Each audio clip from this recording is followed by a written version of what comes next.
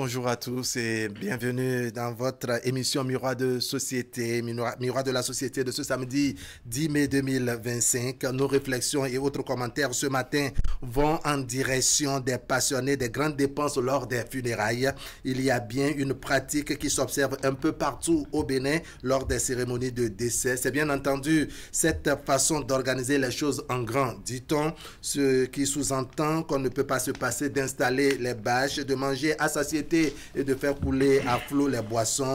Dans cette manœuvre, beaucoup vont jusqu'à s'endetter, mais toujours est-il qu'ils diront plus tard qu'ils ont pu enterrer ou organiser les obsèques de leurs parents décédés. On se pose alors la question de savoir ce qui justifie cette pratique et d'où est-elle partie pour devenir aujourd'hui monnaie courante.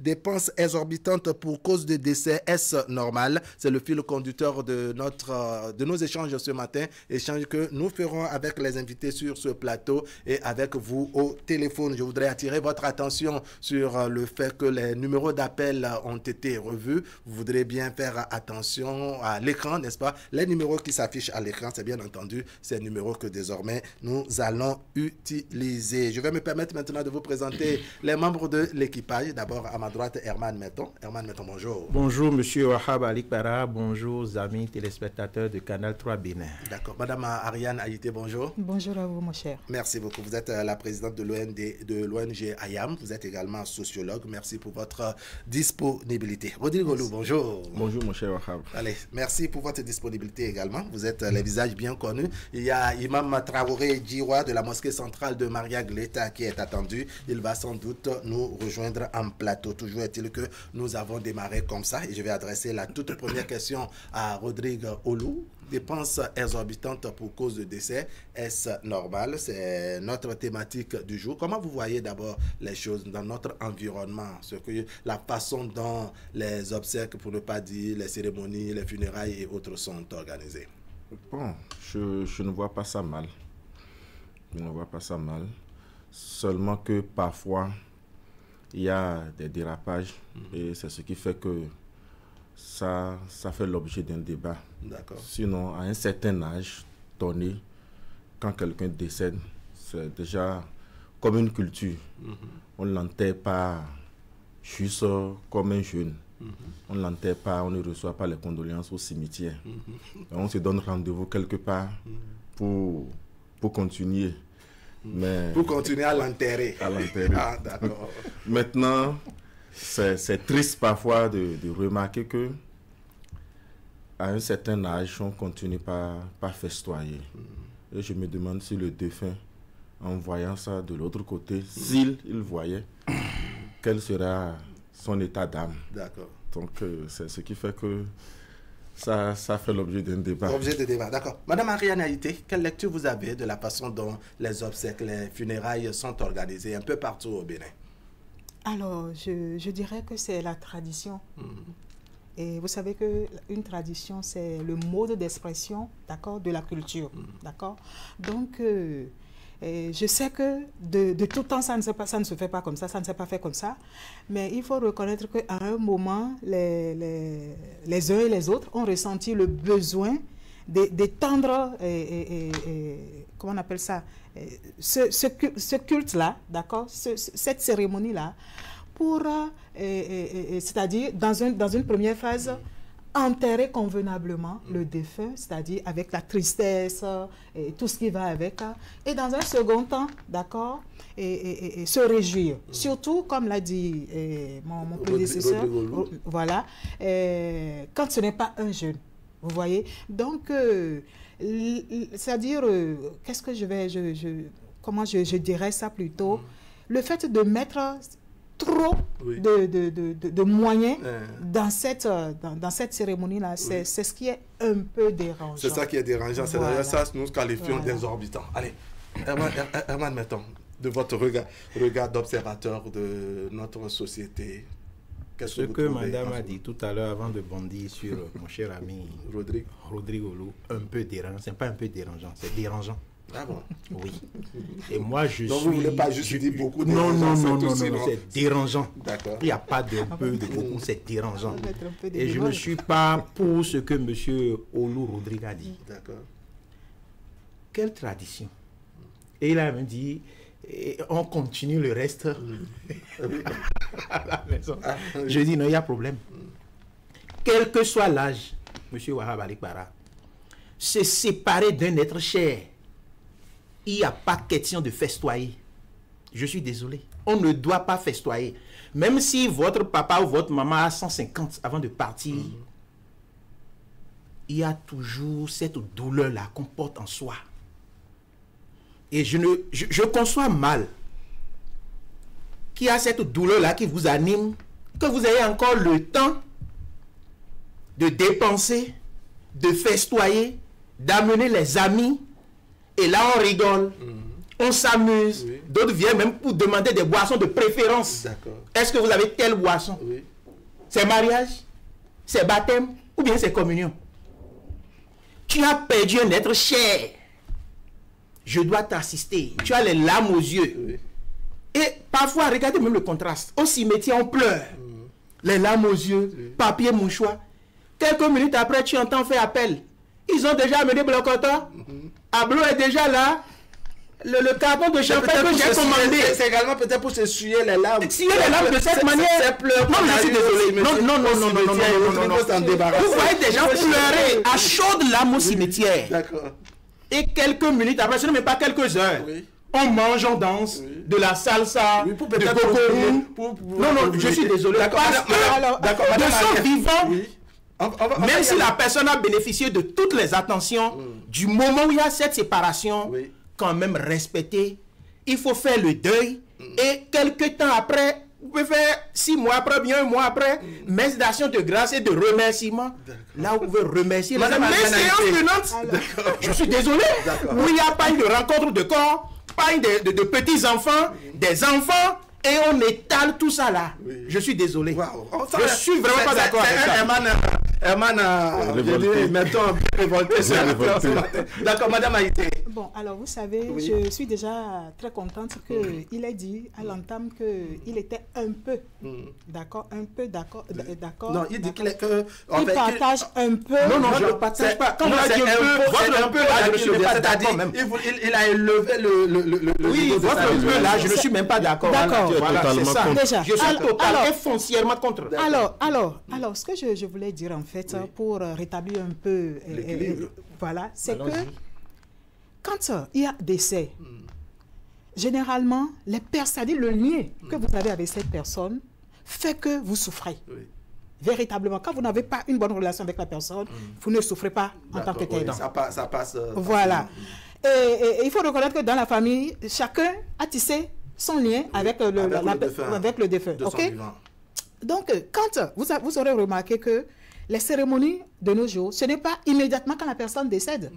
Par exemple, quand nous prenons un peu le cas de nos amis, de nos frères musulmans, immédiatement, ça se fait. Il y a souvent session, merci. Et là, la douleur, elle est présente, c'est-à-dire tout ce qui va avec là, est là.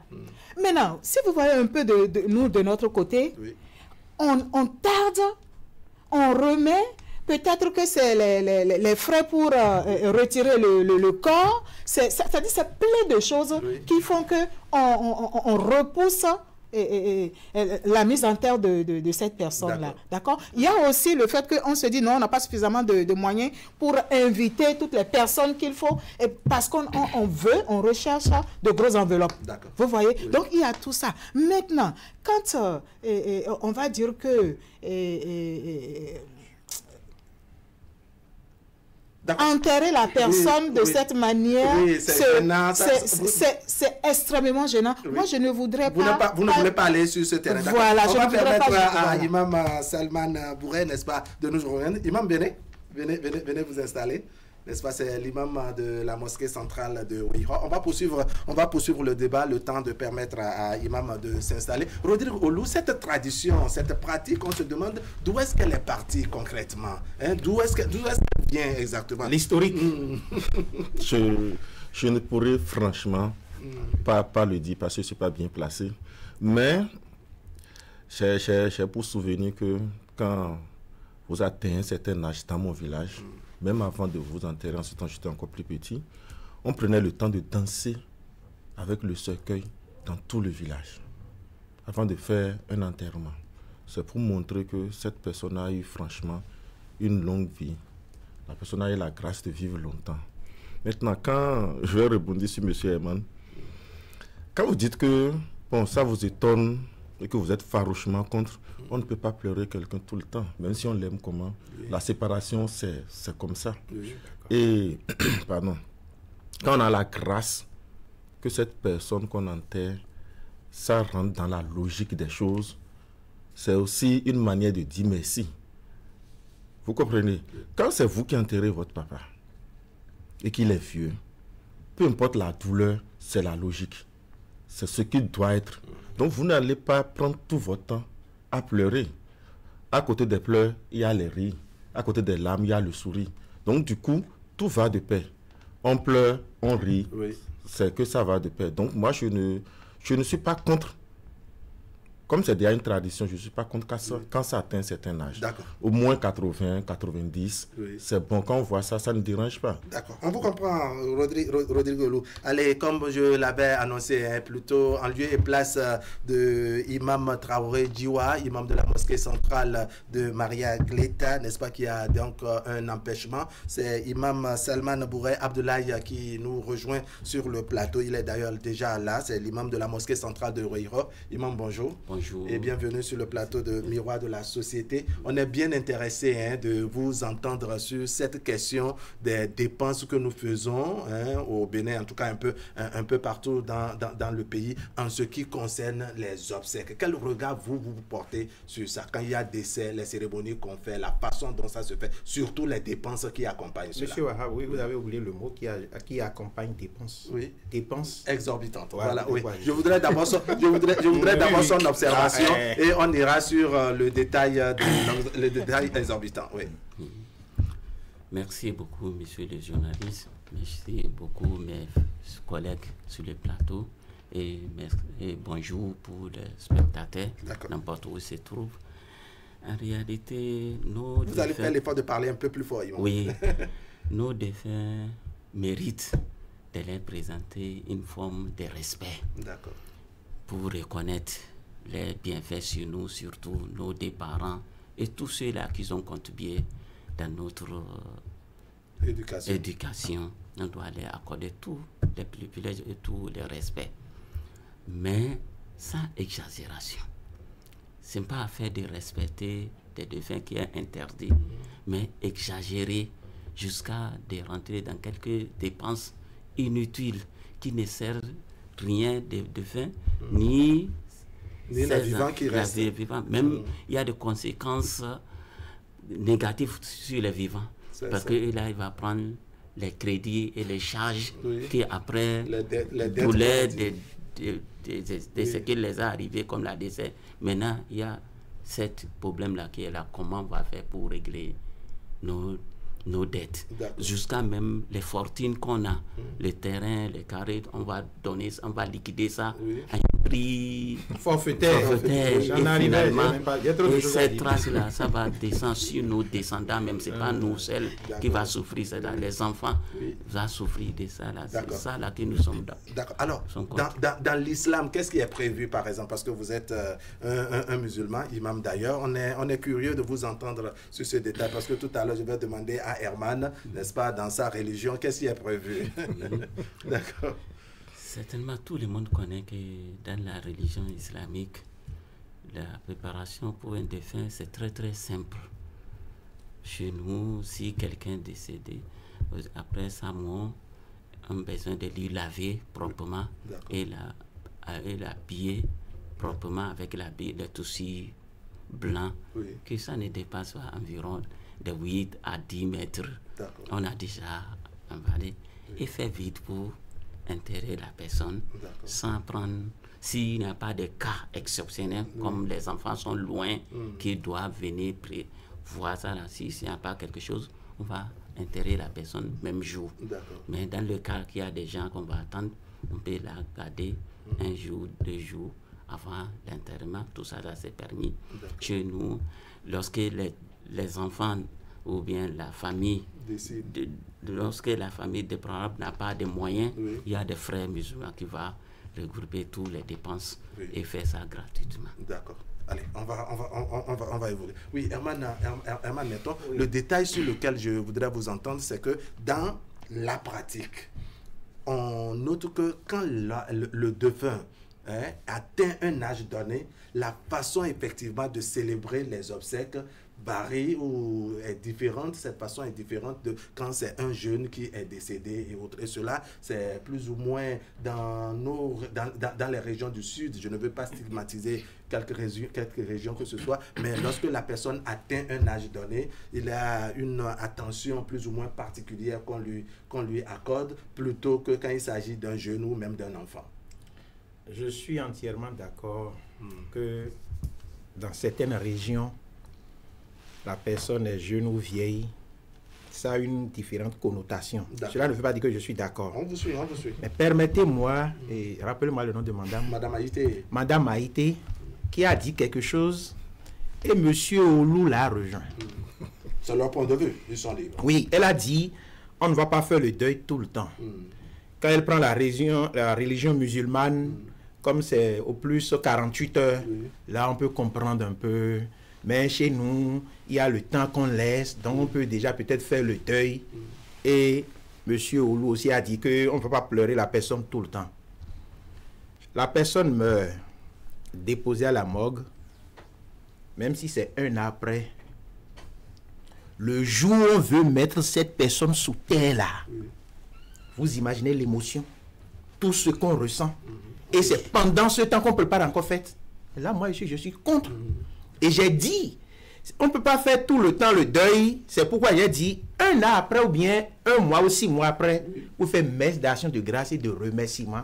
Et là, vous pouvez festoyer. D'accord. Pas exagérer, même encore. Maintenant, est-ce que vous comprenez au moins, chez ceux qui, bon, au moins quand la personne décède, on décide de l'enterrer, quel que soit son âge, on l'enterre. Et maintenant, on prévoit ces grandes cérémonies-là, peut-être 3-6 mois, 6 mois après. Là, ça se comprend parce que la personne est déjà enterrée. D'accord. Je parle de la douleur que nous vivons.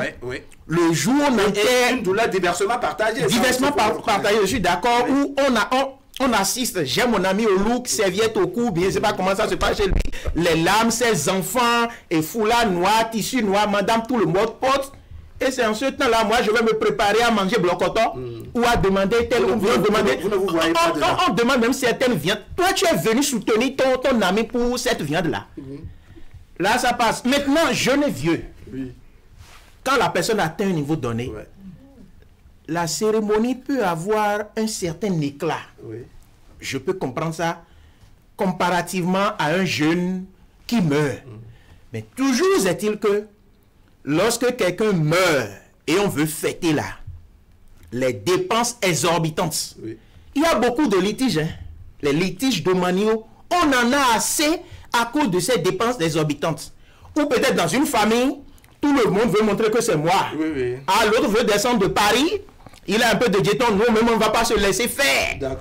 On va vendre un terrain, et on crée, ou des terrains, on crée des litiges, et on fait 72 heures. Et après ça, sur le vote dit, on a chassé l'enfant, on a renvoyé mon enfant pour faire de contribution. D'accord, on vous a compris. C'est ça, veut dire quoi ça? Mais c'est du désordre. Madame Haïté, de votre regard de sociologue, d'où bien, je dirais, cette pratique, cette tradition, en tout cas, ce phénomène dont nous parlons aujourd'hui? Alors, je voudrais attirer encore plus l'attention des téléspectateurs, d'accord, et téléspectatrices, pour dire que nous sommes en train de parler de dépenses exorbitantes. On n'est pas en train de parler de la dépense, mais le fait que cela aille au-delà de la norme. Et la norme, ça dépend de chaque famille, ça dépend de chaque personne. Dans ce contexte-là, d'accord. Maintenant, d'où est-ce que cela vient? Ça dépend de la réalité de chaque famille. Ça dépend de chaque personne. Moi, ça dépend du standing de chaque personne, de chaque famille. Le niveau social, le niveau le rang social. Exactement. Vous voyez? Donc, du coup, voilà les personnes de tel niveau, de telle classe sociale que je fréquente. Donc, je ne vais pas vouloir organiser un enterrement, l'enterrement d'une personne, d'un être cher à moi, et je vais vouloir inviter le président de la République, le ministre, ça dit Vous voyez un peu tout ça? On vous suit. Et je vais organiser ça. Herman, maintenant, vous permettez que madame... Je ne dis rien. Et je vais organiser ça d'une certaine manière où on pourra peut-être me comparer à un plus moins que moi. Non, ce n'est pas possible. D'accord. Oui. Donc, mais est-ce que cela implique, on vous a compris, mais est-ce que cela implique qu'il faut par exemple aller s'endetter, que cela implique parce que vous aurez des personnes d'une certaine classe? Du tout pas. Je suis foncièrement contre cela. D'accord. Parce que nous sommes en train de parler d'un enterrement. Oui. Et un enterrement, pour enterrer une personne, il faut le faire avec tous les honneurs, toute la dignité qui va avec. La réjouissance qui se passe au niveau de l'enterrement, c'est-à-dire dans l'enterrement, c'est aussi une forme de sahara. Oui. Je ne sais pas comment je vais le dire. Oui, c'est comme une offrande. Oui, d'accord. Oui. C'est un sahara qu'on fait, mais c'est-à-dire avec le cercle un peu rapproché de la famille. D'accord. Les amis, les connaissances. Parce qu'après ça aussi, on fait d'autres formes de sahara qu'on va distribuer un peu, ou bien des messes qu'on demande, ou bien... voilà un peu, d'accord. Ou bien pour les traditionalistes, en tout cas, tout ce qui va avec. Vous voyez? Donc, du coup, ce n'est pas possible, en tout cas pour l'heure, d'accord, je ne me sens pas bien parce que je suis affectée par ma personne, ma parente ou bien mon parent décédé, d'accord. Mais je ne suis pas obligée, c'est-à-dire de participer forcément, de m'asseoir ce jour-là et de dire oui, ok, d'accord, je vais être en éclat et tout ça, mais je peux être là parce que ces personnes-là veulent être avec moi. D'accord. À moins que nous changions de dynamique, nous changions la donne, les dynamiques pour commencer par habituer les gens à dire, c'est-à-dire à instaurer comme une loi, une réglementation pour dire non. À partir d'un certain moment, il faut laisser les gens...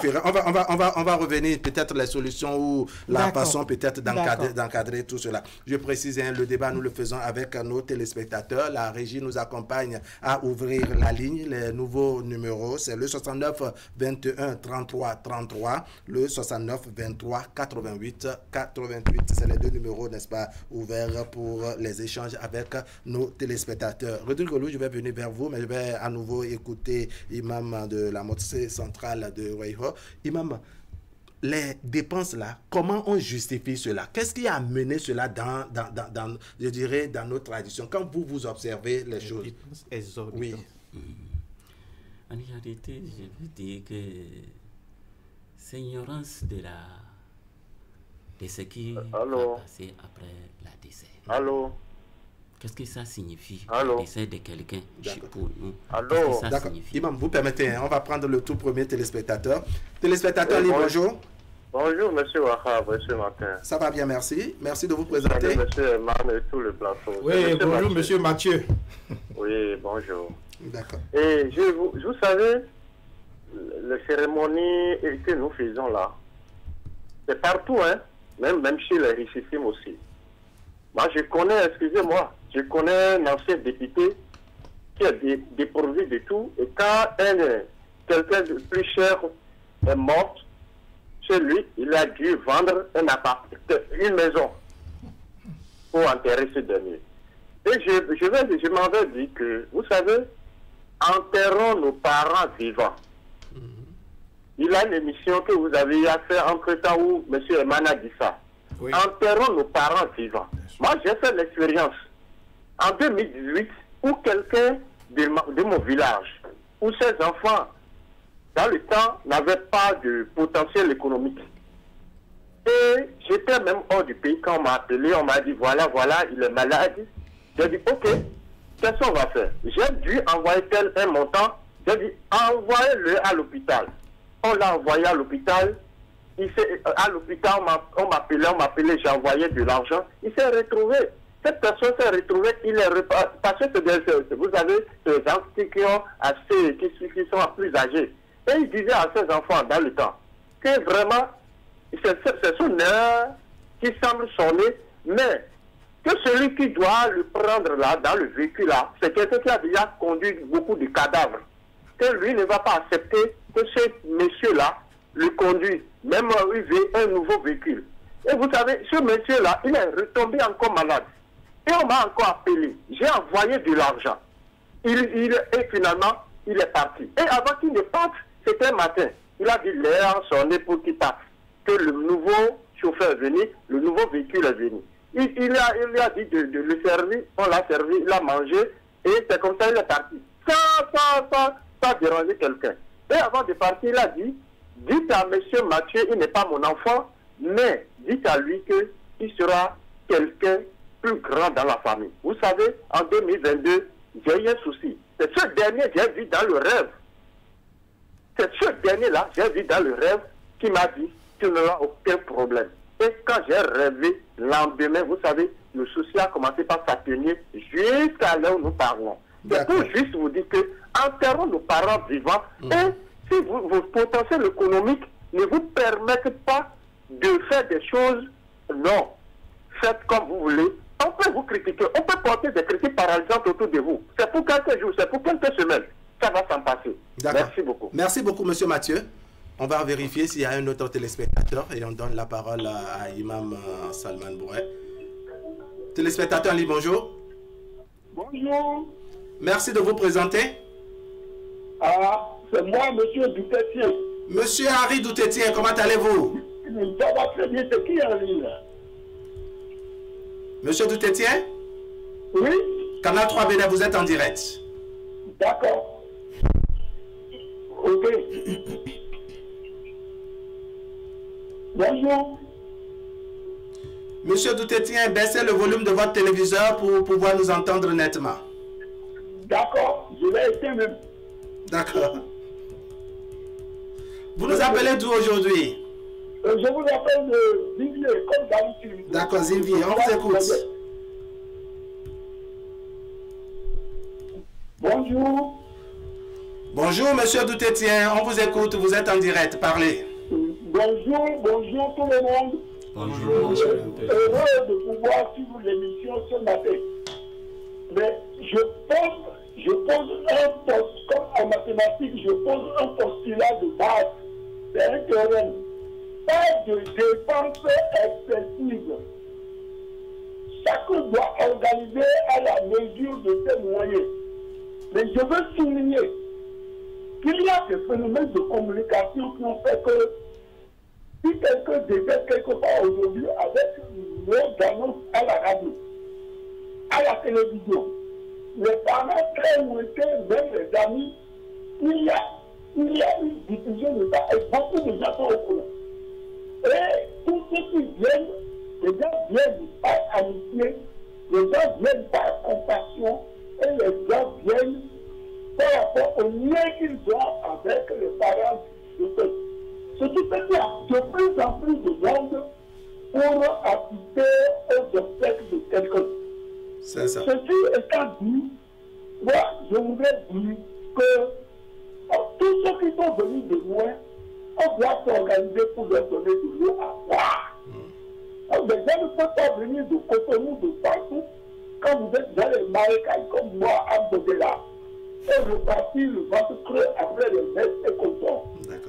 Mais tout le monde doit être reçu de façon digne, un plat, quelque chose, mais à la mesure de la capacité des parents du peuple.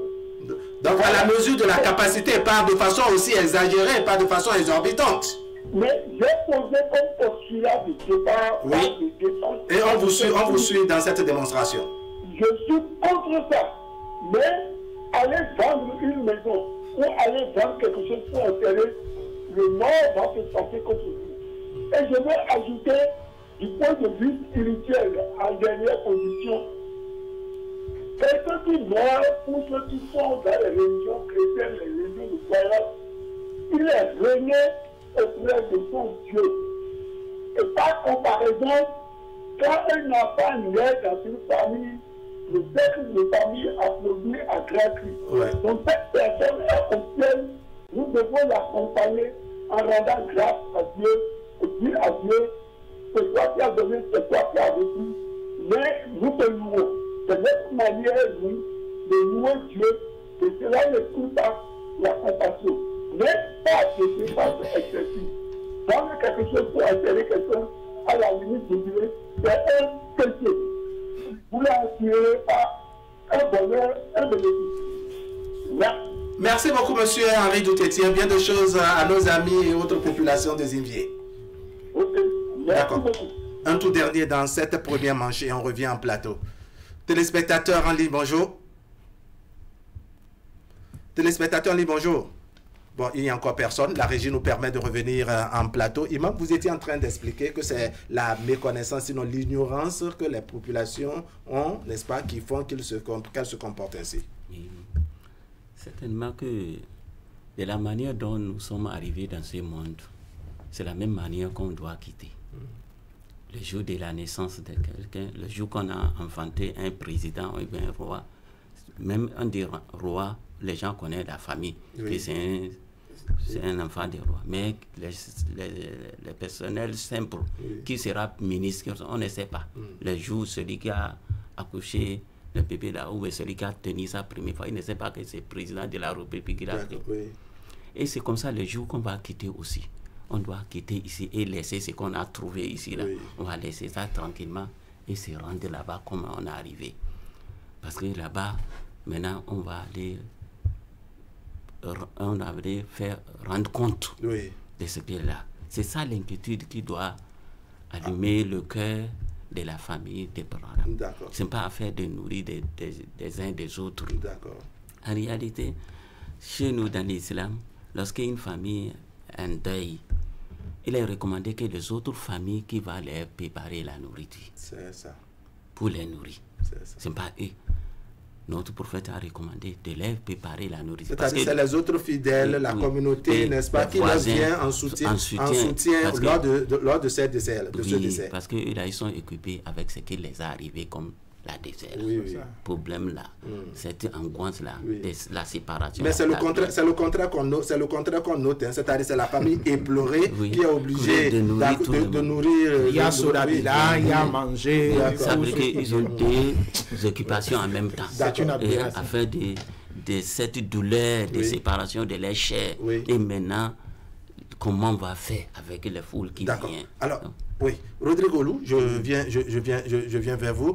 Le problème qui se pose, parce que nous mettons l'accent sur les dépenses exorbitantes, le problème qui se pose, c'est vrai, c'est tout de même normal, comme on le reconnaît, que quand on a affaire à un décès, le décès d'une personne qui est d'un âge donné, qu'on puisse le célébrer comme cela se doit. Mais lorsque la famille n'a pas les moyens, sommes-nous obligés, n'est-ce pas, d'aller nous endetter et autres sous prétexte que le défunt que nous avons dans la famille a atteint 100 ans, a atteint 90 ans et autres? Est-ce qu'on ne peut pas se contenter de faire les choses en fonction de nos moyens?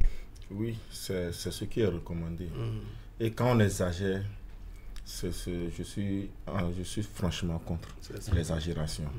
Ça ne sert à rien pour une famille modeste de chercher à impressionner les gens. Je ne sais pas qu'est-ce qu'ils vont gagner, mais qu'est-ce qu'ils vont récolter. Aller vendre le peu de moyens qu'il leur reste pour survivre après, pour pouvoir satisfaire en moins de 72 heures des gens qui seront peut-être reconnaissants pour quelque temps. Et après, on oublie même qu'on a été à tel enterrement, tout et tout. Et après, c'est vivre dans la misère. Je pense que ce n'est pas du tout bien. Et c'est aussi hypothéquer, comme l'imam l'a dit, l'avenir des enfants. Parce que la famille est en train de se multiplier. On n'en a pas beaucoup de moyens. Le peu qu'on a, il faut vendre ça pour enterrer quelqu'un. Je pense que ce n'est pas du tout l'idéal. Je ne suis pas du tout contre ça. Et ça, c'est ce qui se remarque aujourd'hui. Les gens, elles exagèrent. Je ne sais pas pourquoi. Mais... vous voyez, on se met dans une concurrence en quelque sorte. Oui, mais c'est pour ce qui n'est même pas bon. On voit les membres de la même famille, celui-là a un peu les moyens que l'autre, au lieu de s'entendre et de s'associer pour faire les choses dans les normes, chacun dit non, c'est ma bâche ici, c'est pour l'autre ici. J'ai mes étrangers à part. Je prends, mais c'est ce qui m'étonne dans l'histoire. Et ce qui fait que l'autre, qui n'a franchement pas les moyens, et très souvent, ce sont les femmes qui mettent les hommes en danger. Hein. Ah bon? Oui. Quand l'homme n'a pas... Oui, je suis désolé, mais c'est la vérité. Quand l'homme n'a pas, la femme bouscule. Ton frère a fait ci, tu dois me faire ci, je dois m'habiller comme ça, je dois apparaître comme ça, mes camarades doivent être comme ça. Donc, du coup, l'homme est tellement surchargé dans la tête que parfois, il se sent sous pression. Parfois, il déborde. D'accord. Allez, Herman, maintenant, je vais vous faire réagir après lecture donc, de cette contribution que nous apporte une de nos fidèles téléspectatrices, n'est-ce pas, tous les samedis d'ailleurs. Il dit, bonjour le plateau, ce n'est pas normal. C'est-à-dire qu'elle reconnaît que les dépenses exorbitantes pour cause de décès, ce n'est pas normal, mais plusieurs paramètres y concourent. Si le décès, n'est-ce pas, laisse un testament, c'est-à-dire si le défunt laisse un testament et indique comment organiser les obsèques à minima, par exemple, sans réception et sans uniforme spécifique. Cela permet de réduire les dépenses. Le cas contraire, quand les héritiers ne sont pas assez forts de caractère pour imposer un enterrement sans réception, vivent les dépenses exorbitantes qui sont généralement liées à la réception et autres dépenses de prestige. Le cadre, la décoration, l'animation, le menu, les boissons, les cadeaux, les remerciements et autres. Il arrive aussi que c'est la personne décédée qui de son vivant exprime pour son enterrement des souhaits qui conduisent à des dépenses exorbitantes. Exemple, il faut bien m'enterrer, hein? Il faut que les gens mangent bien, hein? La boisson doit couler à flot, hein? Il faut pas que les gens se moquent de la manière dont vous aurez à faire les choses, etc. Donc parfois c'est les héritiers qui sans trop avoir les moyens voient les choses en grand, alors vivent la mendicité indirecte ou l'endettement. Comment vous voyez les choses? Parce que c'est vrai, comme on le dit, parfois la personne décédée de son vivant exprime déjà un souhait, indique plus ou moins un canevas dans lequel il faut le respecter. Oui. On vous suit, Herman, maintenant. Oui, je voudrais revenir sur une préoccupation. D'accord, de Madame Haïté. Oui, parce que d'ici, vous avez des invités d'un certain rang. Oui. Que vous pouvez faire les choses de manière élégante, je suis d'accord. Mais je peux vous dire, dans le gouvernement actuel, de son excellent M. Patrice Talon, il y a un membre influent qui peut mobiliser tout le gouvernement. Mais quand son papa est décédé, personne n'a entendu. Tout est passé sous silence. Et pourtant, ce n'est pas ce qui manque. Si du vivant de la personne, c'est son souhait, je donne mon propre exemple. Mon papa est vivant. Mais il dit, maman, nous courons, minadi mi gandhi. Bon, comme c'est comment dire, un féticheur, guérisseur traditionnel, les égongos, les angbéteurs et autres, peut-être qu'il est en train de suivre. Vous allez faire ça proprement. Je dis, d'accord, papa. Qu'avez-vous laissé comme héritage? C'est dans ça là qu'on va prendre pour vraiment vous festoyer. Mais s'il n'y a pas ça, et c'est nos mecs moyens là. Il faut qu'il prépare le budget. Ça là, je l'ai déjà dit, il est vivant, il suit. Mais si avec nos mecs moyens, pour soutenir nos épouses, nos femmes, pour l'école et autres, qu'on va encore aller s'endetter pour te faire ça, papa, il serait difficile pour soi d'avoir ça. Il est en direct sur qui il suit. Il a dit ça. Monsieur Ahab, ceux qui n'ont pas les moyens là, qui cherchent à impressionner le français qu'il n'a pas impressionné. Sinon, en réalité, ceux qui ont les moyens ne se gênent pas trop. Monsieur Mathieu a donné un exemple. On a vendu un appartement pour faire plaisir. Ça, c'est la personne, ça. Moi, ma grand-mère paternelle, de son vivant, j'allais régulièrement, et ma tante paternelle, au village pour des ravitaillements. Elle est tombée malade, agonisante. On nous a appelé, j'ai dit à mon frère, cotisons pour amener ma grand-mère à l'hôpital. Avec son âge, ce qu'on ressent là, elle ne peut plus tenir. Elle n'a qu'à mourir, on va faire agor. Mes petits frères sont là. Moi, je parle directement, je parle de faux jeu. Et je leur ai dit, moi, je vais soigner la grand-mère, je vais faire ce qu'il faut. Mais quand elle va mourir là, moi, je n'ai aucun copain qu'à dépenser. J'ai dépensé pour la grand-mère, j'ai fait des ravitaillements régulièrement. Mais avant de décéder, qu'elle a fait, elle m'a donné une bananeraie pour dire, maman, non, oui. Et chaque fois quand il y a des bananes, on m'appelle du village pour dire, c'est bon, on fait quand il dit non, vendez, partagez, mangez.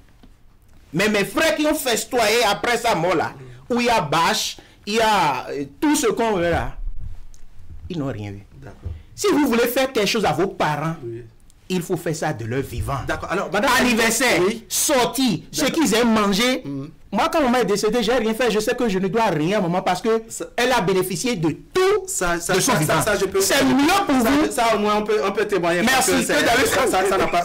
La maman est décédée il n'y a pas longtemps. Alors, madame Haïté, il y a un véritable problème, sinon des questions qu'on se pose. Pourquoi ces gens qui sont passionnés des grandes dépenses et autres apprennent la maladie peut-être du défunt, c'est-à-dire quand le défunt était souffrant, mais n'apporte aucune contribution. Ils sont parfois informés, tout ça là, ils n'apportent aucune contribution. Du vivant de cette personne, on ne lui fait pas manger comme cela se doit, on ne lui fait aucun plaisir, mais dès lors qu'on apprend sa mort en même temps, on se mobilise. Les cotisations, c'est vite fait. Comment on justifie cela? Ou comment on explique ça? Alors, c'est tellement triste, oui. D'accord? Je crois que l'humanité, d'accord, l'humanité a déserté le cœur des humains. Oui. D'accord? Parce que je ne comprends pas qu'on ait un parent, d'accord, qui porte le même sang que soi, qui est en train de souffrir, qui a besoin de notre attention, de nos soins, et on n'est pas là au rendez-vous. Cela dépend aussi de comment les liens ont été créés aussi entre les parents. Oui.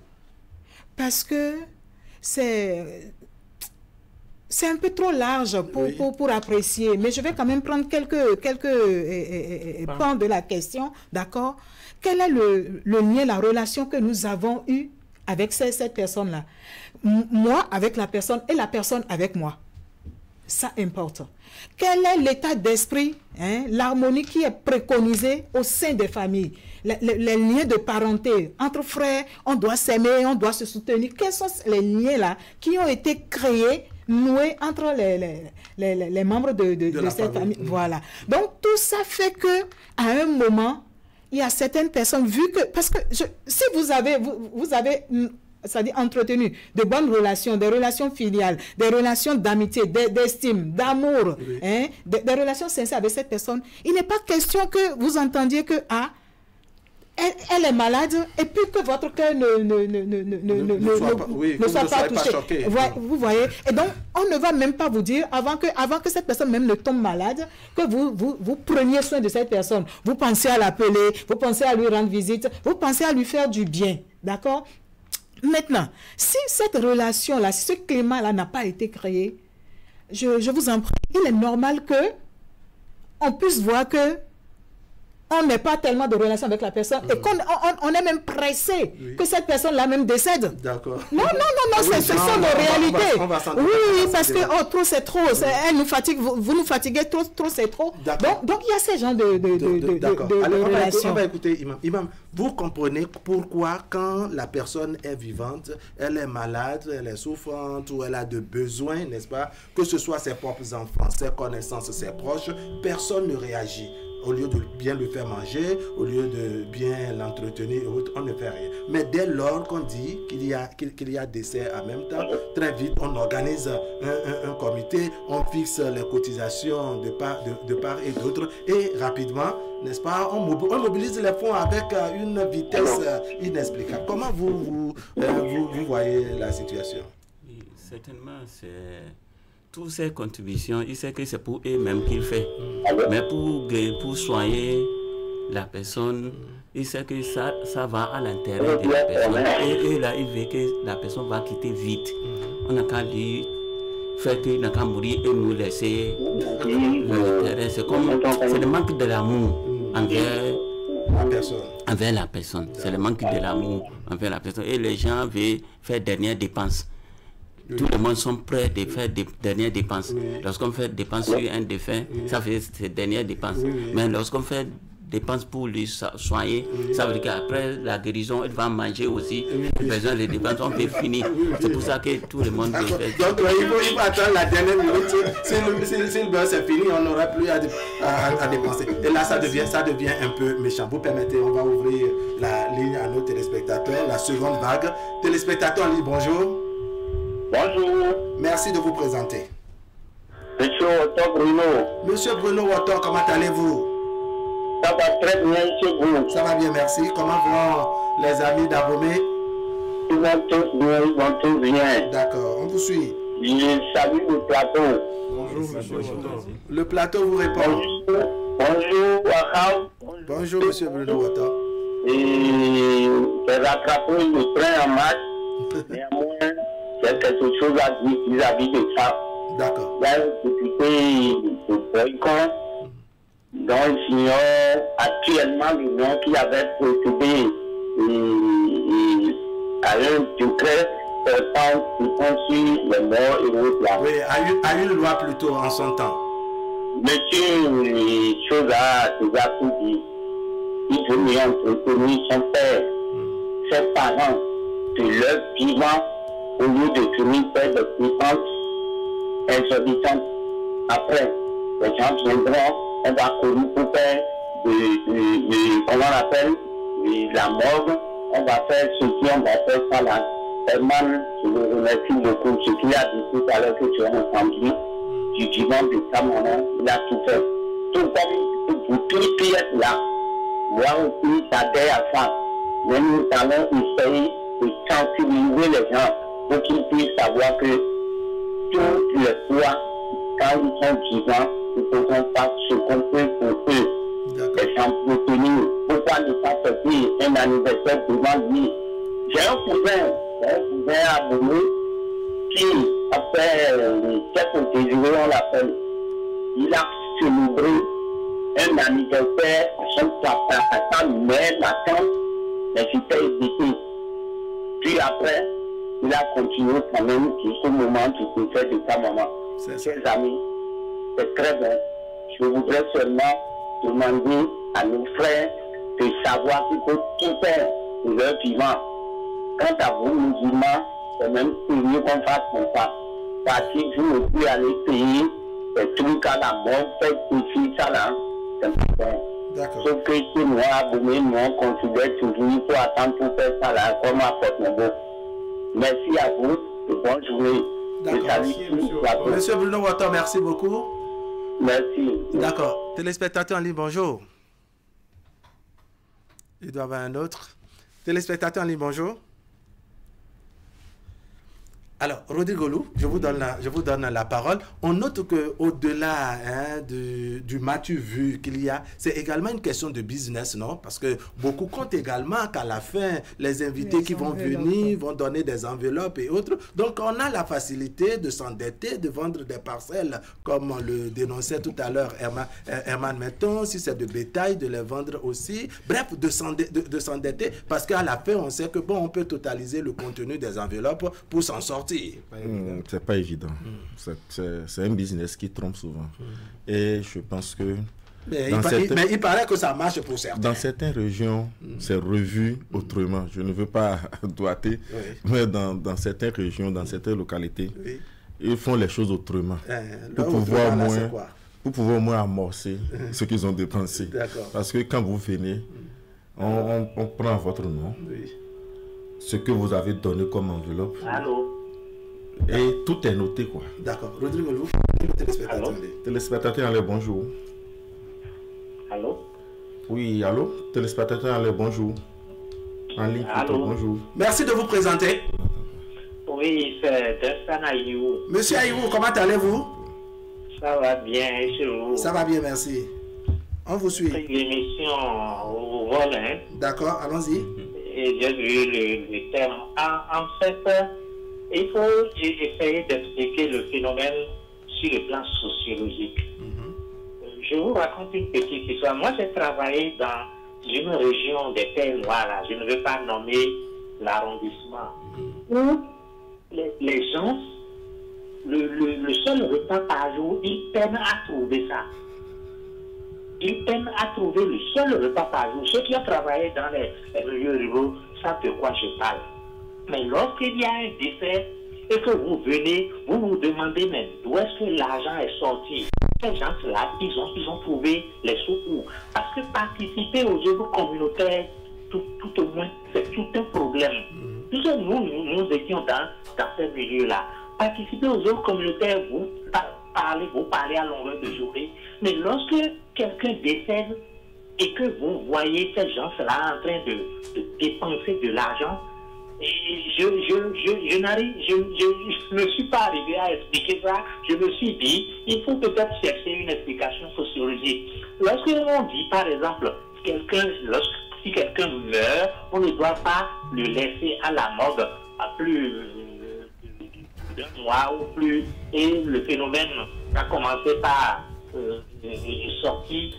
Mais je me suis dit, est-ce que certaines populations vont accepter ça? C'est ça. Parce que certaines populations sont prêtes à laisser leurs parents à la mort pendant 6 mois pour préparer une fois pour on dit on va lui faire les derniers hommages. Si on fait ça, c'est fini. Bon, on n'aura plus à faire ça une autre fois. Et on est prêt à garder un corps à la mort pendant 6 mois pour préparer l'enterrement et donner à boire, à manger à toute une communauté. D'accord.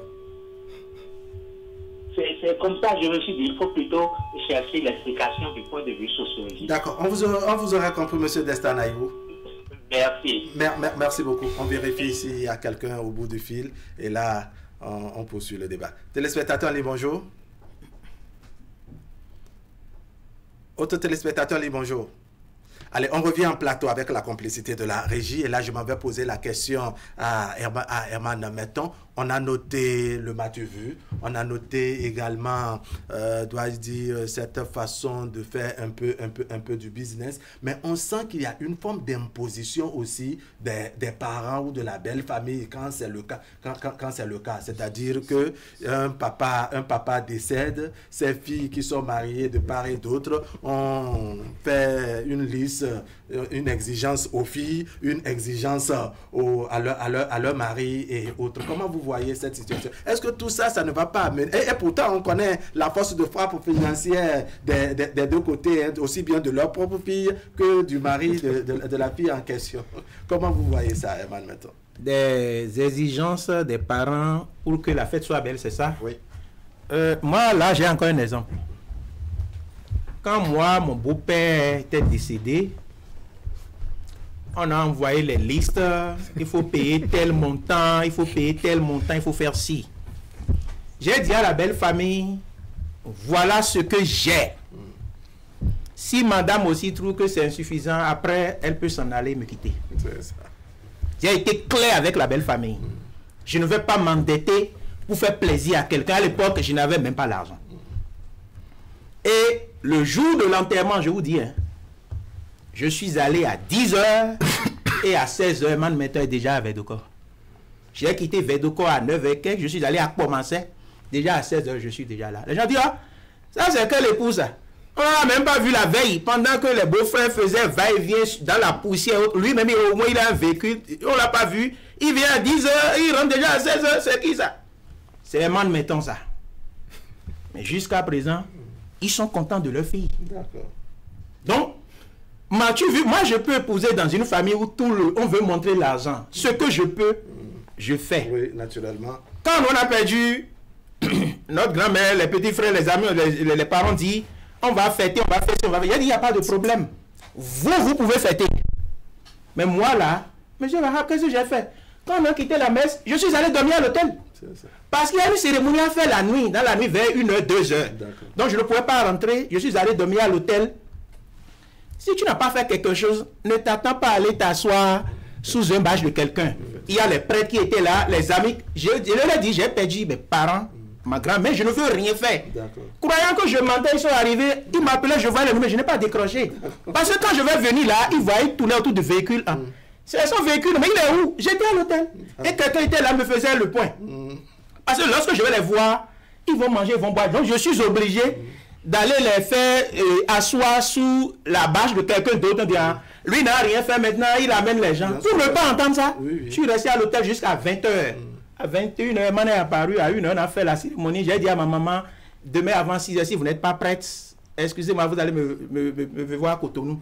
Me connaissant, tout le monde, j'ai embarqué à 6 h, Herman était à Cotonou. D'accord. Alors, je pose la même question à Madame Haïté. C'est mieux, c'est aussi Madame Haïté pour voir... Sinon, ils vont se moquer de toi après. Pour voir comment dans notre sociologie, n'est-ce pas, ou dans notre société, on explique ce phénomène. Les parents sont bien conscients de ce que leur fille, n'est-ce pas, n'a pas les moyens, que les beaux-fils également n'ont pas beaucoup de moyens, mais au décès, soit de la belle-mère ou du beau-père, on fait des listes, on fixe des quotas aux filles et autres. Est-ce que tout ça n'amène pas également les gens à s'endetter? Parce que bon, on veut répondre à cette exigence. On dira, c'est quand même ma belle famille, hein, c'est mon beau-père, mère, c'est ma belle, c'est ma belle-mère, je ne vais pas me faire honni. Et d'autres même qui pensaient du côté du beau que de leur propre côté. Voilà. Alors, bon, pour moi, merci pour la question, une très belle question. Je trouve que ça pose deux problèmes. Allons-y. D'abord, premier problème, c'est par rapport aux enfants, à ces personnes-là à qui on a demandé de... Ça un problème d'estime de soi. Oui. D'accord? Et pour les parents, ça pose le problème d'autorité tyrannique. D'accord? L'estime de soi pour les enfants, parce que il faut qu'ils sachent s'affirmer. Il faut qu'ils sachent dire non. Ça, ce que vous avez dit, je pourrais, c'est-à-dire si c'est 1 million que vous m'avez donné comme quote-part, sur les 1 million, je ne peux que donner 200 000. D'accord. Et je m'en tiens à cela. On peut vous demander d'aller emprunter. Vous dites, c'est-à-dire résolument, vous tenez à cela. Mais non. Emprunter, qui va rembourser après? Justement, c'est justement par rapport à ça que, c'est-à-dire, ces enfants-là doivent faire preuve de maturité et de beaucoup de sagesse pour pouvoir dire que non. Après réflexion, quand je vois tout ce à quoi je vais faire face après, non, je m'en tiens à 200 000 sur les 1 million que vous m'avez donné comme quota. Apprendre ou à laisser. C'est apprendre ou à laisser. Et si vous ne voulez pas, je garde encore mes 200 000 là. Mais figurez-vous que ce jour-là, je vais faire venir des personnes. D'accord. Oui. D'accord. Si on doit faire venir des gens là, je vais faire venir des personnes. D'accord. Oui. Je vais dire ça à l'enfant. C'est-à-dire, quoi. D'accord. Parce que j'ai voulu participer selon mes moyens et vous n'avez pas voulu. Surtout si, entre-temps, on a dit que c'est-à-dire, ce sera une organisation collective. Voyez-vous, commune, voyez-vous. Bon, maintenant, par rapport aux parents, l'autorité tyrannique des parents, c'est que les parents nous imposent des choses qui, c'est-à-dire que parfois moi je me demande si nos parents sont sages. Et nous sommes humains. Si nous, c'est-à-dire si c'est nous qui sommes leurs parents ou bien si c'est eux qui sont véritablement nos parents. D'accord. Et donc du coup, c'est le moment, c'est le lieu maintenant d'inviter nos parents, d'accord, à cette forme de sagesse, ça pousse pour qu'ils sachent que oui, de leur vivant, on fera tout le bien qu'il faut à leur endroit. Mais à leur enterrement, aussi on dit, à leur mort, j'allais dire, aussi on dit que c'est le mort qui s'enterre, n'est-ce pas? Toutes ces personnes qui les ont aimés feront le geste qu'il faut. Sinon, moi-même en tant que parente, en tant que fille ou bien en tant que fils, si la nature me bénit, si Dieu me bénit, je ferai ce qu'il faut dans la bienséance comme il se doit. Mais non, dire que j'irai m'endetter ou quoi que ce soit, non, ça, ce n'est pas possible. Donc, du coup, il faut que les parents sachent accompagner les enfants. Les parents sachent dire non. Ça dit, sache mettre un canevas. Un canevas. Alors, Rodrigue Olou, est-ce que vous notez aussi qu'à des moments donnés, il y a une forme de menace, surtout à l'endroit des beaux-fils. C'est-à-dire, on se dit que bon, ils n'avaient pas bien remis la dot qu'il fallait pour la fille à l'époque. Et donc, comme la belle-mère ou le beau-père est décédé, on se dit que c'est l'occasion de le coincer, de le saquer, on lui fait une liste en même temps. Il doit payer la dot il y a même des zones dans lesquelles on dit bon, si tu ne le fais pas à l'oncle, ça veut dire qu'au décès du papa, du papa même, tu ne le feras pas, etc. Donc ça te contraint en quelque sorte à respecter les choses. Vous voyez ça aussi? Il faut dire que tout de suite, il a dit que ce sont les femmes qui nous entraînent dans beaucoup de choses. Je voudrais bien revenir un peu sur cette affaire de femmes. Ça fait 2 fois. Vous voyez, quand ça arrive comme ça, dans cette famille, il y a des hommes. Mais on n'est pas exigeant au niveau des hommes comme ça. Et on est très exigeant au niveau des jeunes, et des beaux plutôt. C'est-à-dire la liste qu'on fait à la femme, on sait que c'est d'office à son mari. Et on voit que l'autre a plus de moyens que l'autre, mais on fait une liste commune. Et on vous oblige. Vous voulez dire, par exemple, que vous et Herman, vous avez pris femme dans la même famille. On note que l'un d'entre vous est un peu plus riche, en tout cas un peu plus de moyens. Néanmoins, on fait la liste de façon... On ne regarde pas la proportion, on ne regarde pas la force de frappe financière de chacun. Mais on vous met tous dans le même panier. Parce que vous avez pris femme dans la même famille. Voilà, c'est normal. Quand on regarde, c'est logique. Et automatiquement, vous voyez... que peut-être l'autre a été payé, c'est votre épouse qui vient vous mettre franchement la pression. Les beaux-parents ne vous indexent pas directement. on met non, la c'est peut-être pression. parce que le ciel est sous pression. Ça dit que le ciel est sous pression. Puisque les beaux-parents en question savent un peu comment vit leur fille. On passe par où mettre la pression. Oui, donc, ça veut dire quoi? Que les beaux-parents aussi savent un peu comment vit leur fille sous votre toit. Ils connaissent un peu, doit dire, vos moyens. Donc, ils se disent qu'en mettant le feu à la femme aussi va vous mettre le feu de l'autre côté. On va juste à vous dire parfois que si vous-même vous n'avez pas, vous avez des parents qui en ont. Donc, d'aller vers cela. Non, en fait, on vous donne les pistes de solution. On vous facilite la tâche d'exploiter si oui ou non. Et si je reviens sur la femme, parfois, la femme Souvent.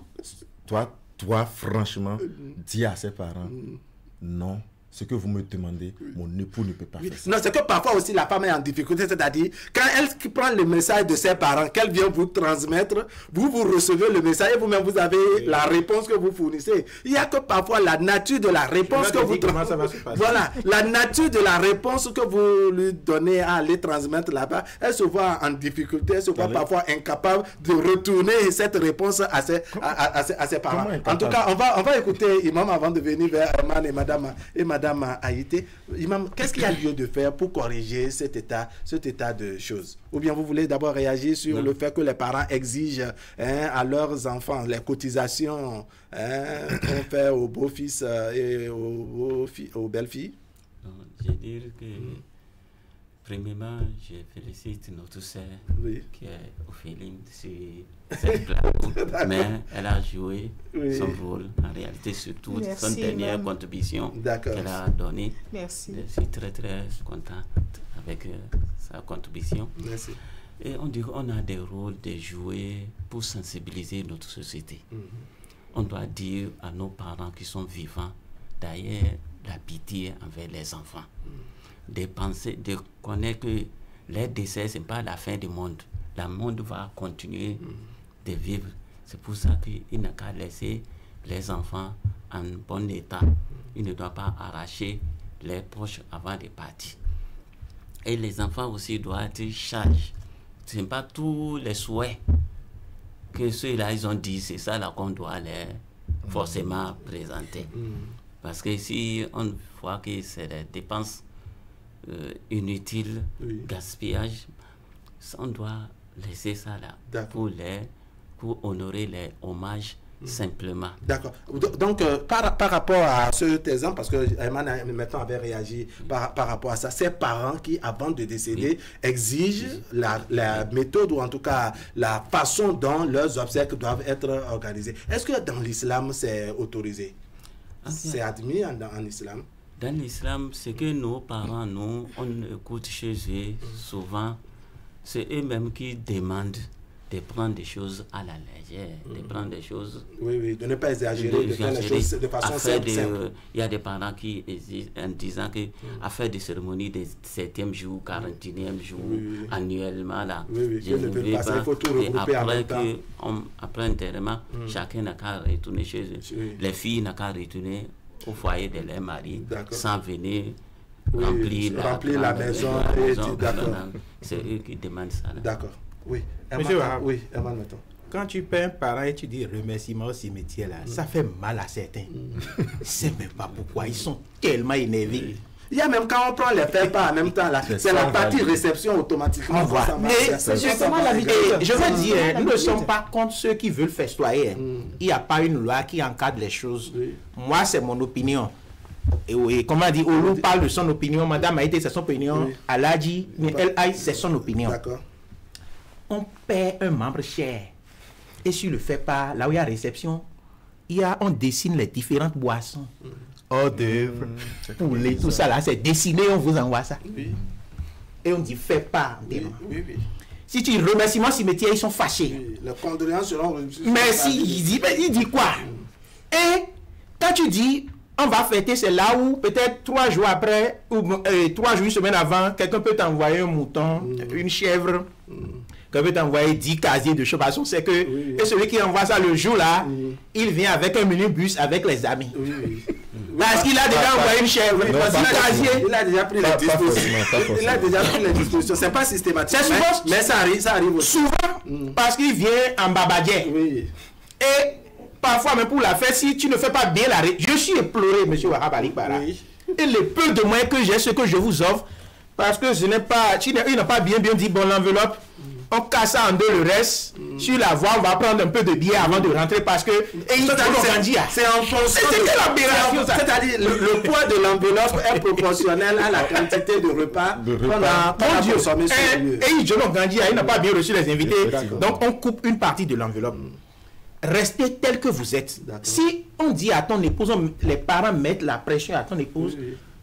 D'abord, si les parents vous connaissent déjà, on sait déjà que le monsieur là, tel qu'il est, son argent ne sort pas.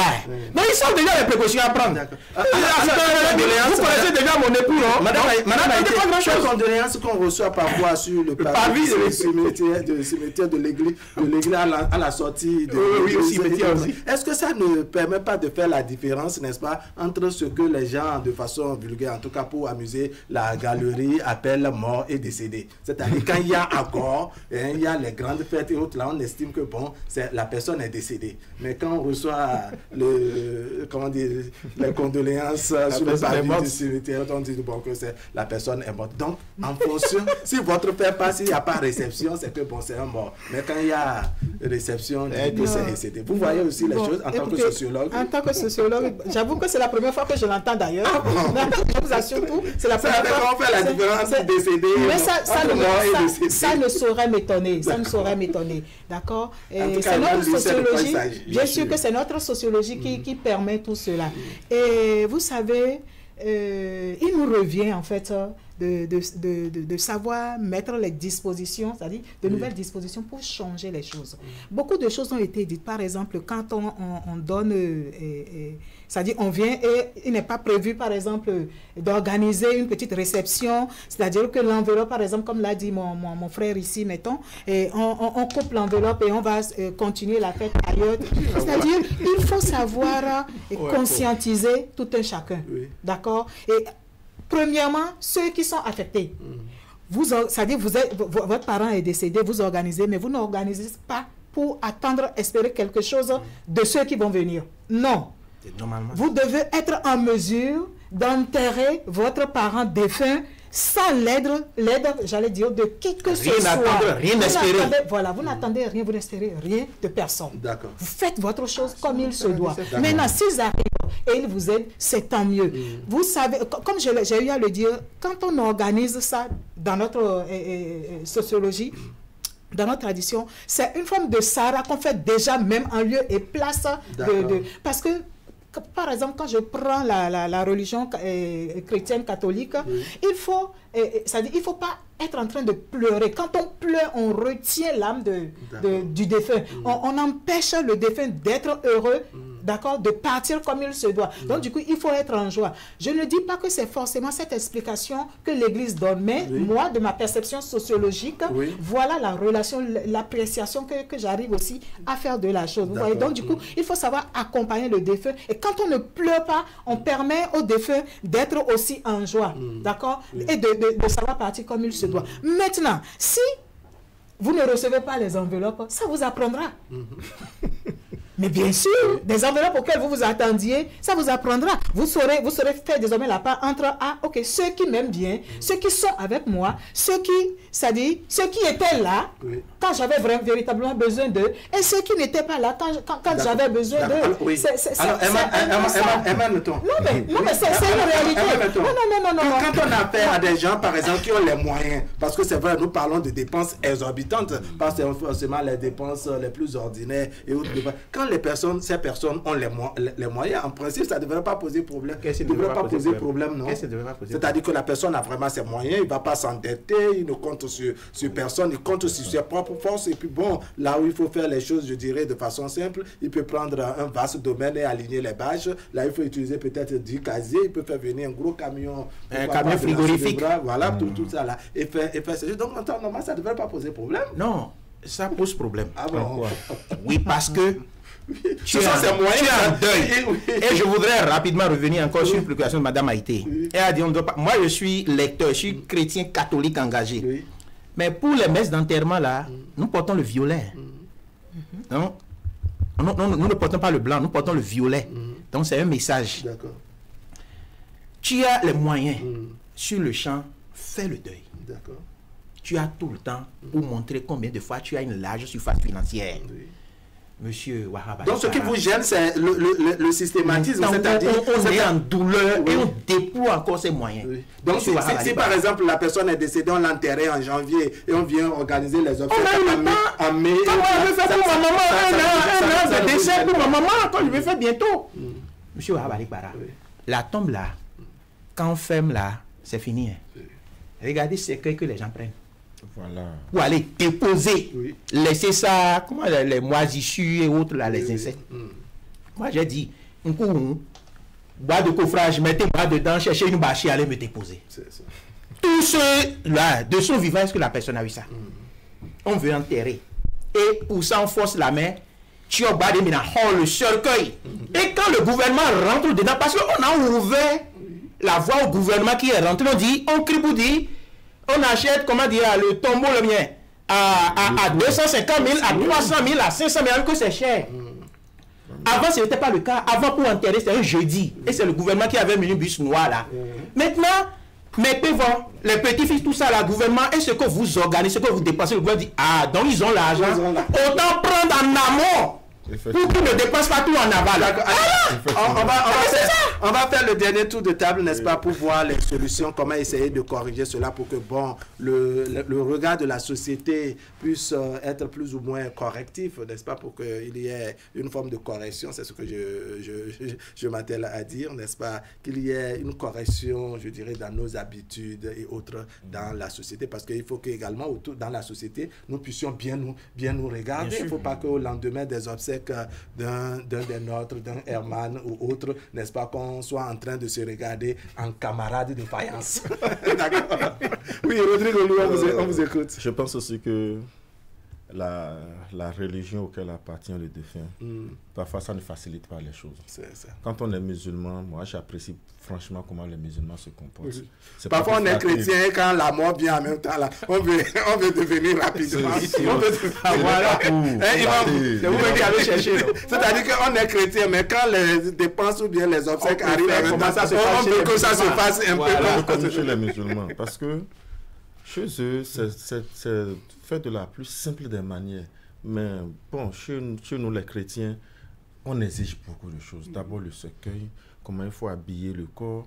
On vous dit, bon, il faut attendre tel nombre de temps, même si l'enfant est pressé, l'enfant dit, bon, faisons ça dans une semaine, il faut faire une réunion, on va parfois à l'église, le prêtre va dire, non, je ne suis pas disponible à la date choisie, il faut forcément reporter. Donc, ça fait beaucoup de contraintes que, parfois, ça pousse et d'autres parents à des dépenses qu'ils n'ont franchement pas prévues. Donc, du coup, tout ce que moi je puisse dire, c'est de faire les choses avec la tête haute. De ne pas se laisser franchement emporter par l'événement. Et on peut toutefois, à un certain âge, moi je le dis, à un certain âge, on sait que la séparation est imminente et c'est que bon, on l'accepte ça. Donc du coup, on ne peut pas s'empêcher d'offrir quand même quelque chose à ceux qui ont quitté très loin pour venir vous soutenir. D'accord. En tout cas, un truc plus ou moins simple, au moins eux-mêmes, ils comprendront. Allez, il y a un des admirateurs de Herman Metton qui nous écrit ce matin. C'est bien entendu un de nos confrères. Hein. Je tais son nom. Il dit bonjour à vous sur le plateau. Herman Metton, bel exemple. Il a une pratique magnifique en la matière. C'est réaliste et pratique. Il a déjà tout dit. Il n'a pas honte de s'assumer et faire selon ses moyens. Quand vous avez, vous faites, mais quand vous n'en avez pas, vous ne faites rien. Enterrons nos parents de leur vivant. Point final. Au passage, Herman Metton, je lui dois une bouteille de bière. J'achète tout ce qu'il a dit. Bravo à lui, un des admirateurs donc, de Herman et un fidèle téléspectateur également. Alors, Imam, nous sommes en train de faire le dernier tour de table pour voir les approches de solutions. Qu'est-ce que vous aurez proposé, que ce soit aussi bien dans votre religion, donc dans la religion musulmane, que un peu ce qui se fait dans la société, c'est-à-dire au plan national? En réalité, on doit comprendre que nos défunts ne doivent pas agir négativement dans notre vie. D'accord.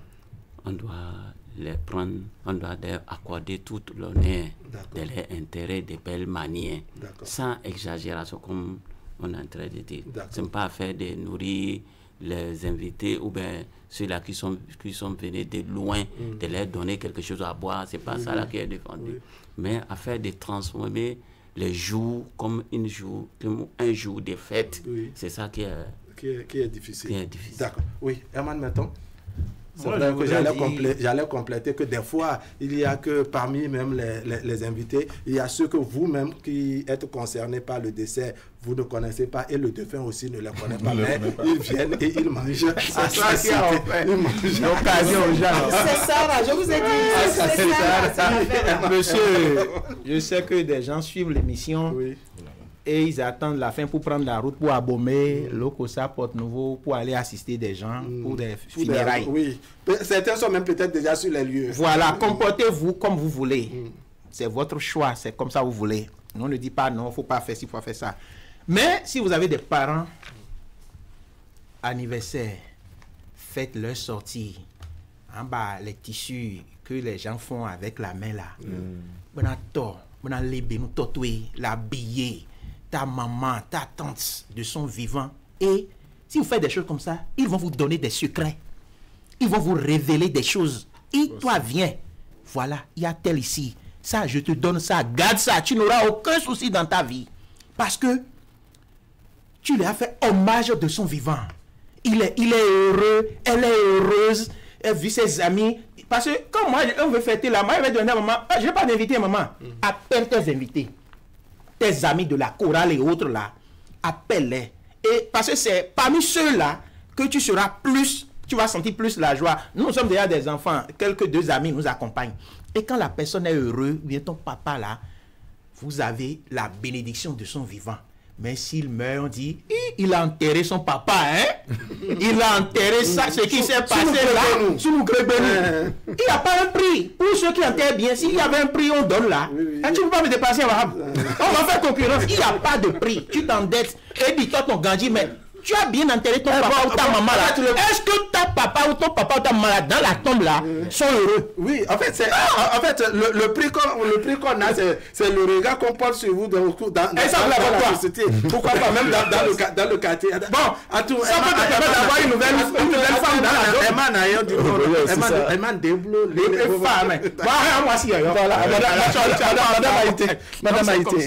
De leur vivant, faites leur plaisir. Madame Haïté, on vous suit pour votre mot de conclusion. Oui, alors, je ne vais pas trop parler. Je dirais tout simplement, effectivement, nos parents, il faut savoir les aimer véritablement de leur vivant, leur faire tout ce qui se doit pour leur apporter la joie, le bonheur qu'il se doit, parce que c'est cette joie, ce bonheur-là qui va les accompagner, c'est-à-dire dans la tombe, et leur âme étant heureuse, une âme mondienne, leur âme étant heureuse, de là-haut, ils sauront nous envoyer les bénédictions qu'il faut. Donc, voilà ce que je pourrais dire. Et peut-être pour dire les amis, aux amis qui viennent, aux parents qui viennent nous assister, aux amis, de savoir faire preuve de générosité, altruiste, désintéressé, de savoir faire preuve de générosité désintéressée vis-à-vis des parents, des personnes qui sont venues assister et ne pas venir les endetter après. Voilà, c'est pour dire, on peut s'endetter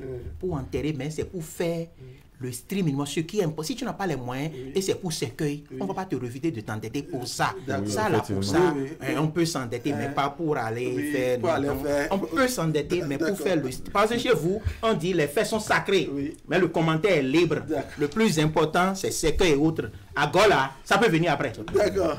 Allez, miroir de la société aujourd'hui. On s'est chacun miré, la société également, un peu partout dans les 4 coins du pays. Chacun s'est miré. Il y a des régions qui se sont vues concernées. Je ne veux pas les citer parce que j'ai des amis qui m'ont écrit qu'il y a des gens d'une région donnée que je devrais obligatoirement inviter sur le plateau parce qu'ils sont reconnus. Ces gens sont reconnus, n'est-ce pas, pour des dépenses exorbitantes en ce qui concerne depuis 3 jours, une semaine. Les funérailles. Bon, c'est devenu une certaine pratique, mais nous, dans le miroir de la société, dans l'émission, en tout cas, on apporte notre éclairage. L'émission a pour but, non pas de provoquer des gens, mais beaucoup plus d'apporter une certaine solution ou apporter, je dirais, des aménagements nécessaires qu'il faut pour un bon vivre ensemble dans la société. Mesdames, Messieurs, ce serait tout pour aujourd'hui. On va dire merci à tous ceux qui nous ont écrit dans les différents forats, n'est-ce pas, et qui ont réagi, à ceux qui se sont bousculés au bout du fil et qui n'ont pas eu la ligne, parce que peut-être les numéros ont changé. Il faut être désormais attentif. Les numéros ont changé, je vais les rappeler. Donc, le 69 21 33 33, le 69 23 88 88. Il faut toujours les précéder de 01. C'est très important parce qu'avec les nouvelles données de l'ARCEP et des différents réseaux, il faut le 01 au début. Mathieu, merci beaucoup à vous, vous qui nous avez appelé ce matin. Monsieur Henri Doutetien depuis Zinvier, c'est également un de nos fidèles téléspectateurs. Monsieur Bruno Watto depuis Abomey, à qui nous disons bonjour et merci. Et puis Destan Ayou également qui a appelé. Herman Metton, merci beaucoup. Madame Haïté, merci beaucoup. Rodrigo Lou, imam de la mosquée centrale de Ouïra, El Hadj Salman Bouré Abdoulaye, merci beaucoup également pour le déplacement.